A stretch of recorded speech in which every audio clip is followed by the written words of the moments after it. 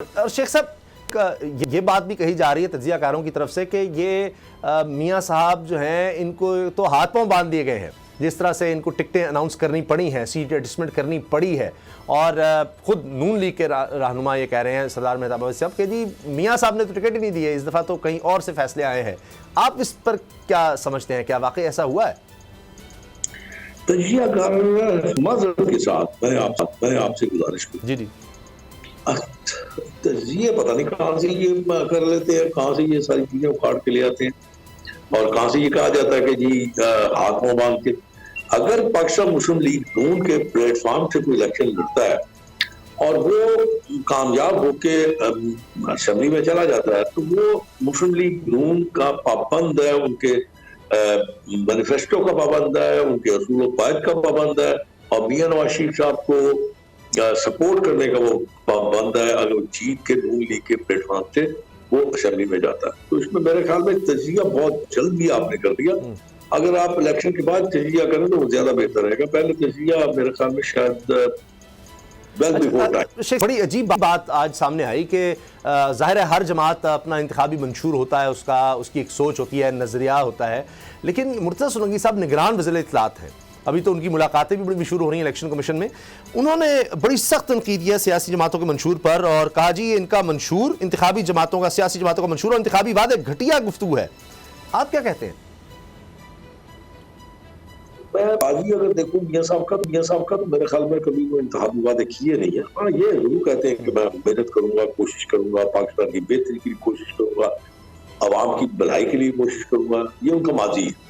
اور مستقبل میں میرے خیال میں شاید میں نے ابھی تک تو کوئی ایسا بیان نہیں دیکھا جو میری نظر سے گزرا ہو کہ انہوں نے کوئی وعدہ کیا ہو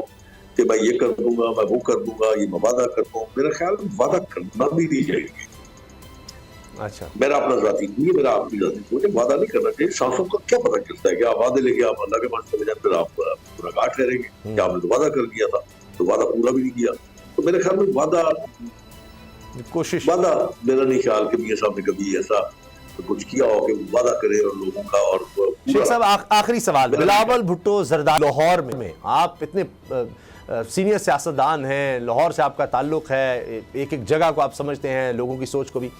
زرداری صاحب بھی بڑے سینئر سیاستدان ہیں، انہوں نے بھی تو ایسے ہی تو نہیں بلاول صاحب کو خاص وجہ ہوگی، سوچ کے ساتھ اتارا ہوگا اور ایک حلقہ چن کر اتارا ہوگا۔ آپ کیا سمجھ رہے ہیں بلاول صاحب کی جو اس وقت کیمپین چل رہی ہے، کوششیں تو بڑی ہو رہی ہیں؟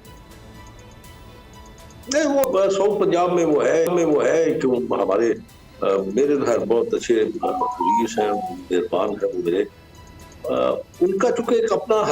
حلقہ احباب ہے، ان کا ایک اپنا حلقہ ہے، ان کی وہاں پہ ایک اپنی ذاتی ایک پہچان ہے اور ذاتی سپورٹ ہے، اس میں پیپلز پارٹی کا کوئی ہاتھ نہیں ہے۔ میرے خیال میں تو شاید بلاول صاحب نے بھی یہ بہت سخت غلطی کی ہے۔ صرف سیریمونیل اگر آپ کرتے ہیں تو یہ تو اور بات ہے، پہلے آپ یہ دیکھ لیتے ہیں کہ آپ کے اس ہفتے میں آپ کا کیا فوٹنگ کیا ہے، آپ کی سپورٹ کتنی ہے، آپ کس حد تک یہ کر سکتے ہیں۔ آپ ایک پارٹی کے سربراہ ہیں، آپ کو بڑا سوچ سمجھ کے فیصلہ کرنا چاہیے تھا۔ اب پتہ نہیں کس نے ان کو یہ مشورہ دیا، میں تو نہیں جانتا، اب مجھ سے مشورہ مانگتے ہیں تو میں ضرور ان کو کہتا کہ سوچ سمجھ لیجیے،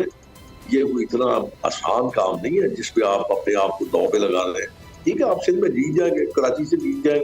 گے، بالکل جیت جائیں گے، لیکن آپ نے کیا کیا وہاں پہ؟ کیونکہ لوگوں کے پاس آپشن نہیں ہے، تو وہیں تک محدود رہتے تو میرے خیال میں زیادہ بہتر ہوتا، لیکن وہ چونکہ بتانا یہ چاہ رہے تھے کہ پورے پاکستان میں پیپلز پارٹی بھی ہے، زندہ ہے،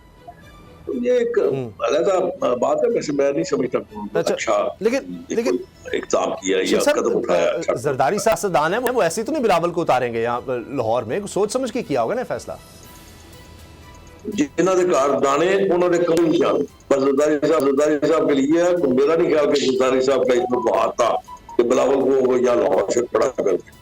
بلاول اس کو بنانے کا مطلب یہ تھوڑی کہ آپ نے پورے پاکستان میں آپ نے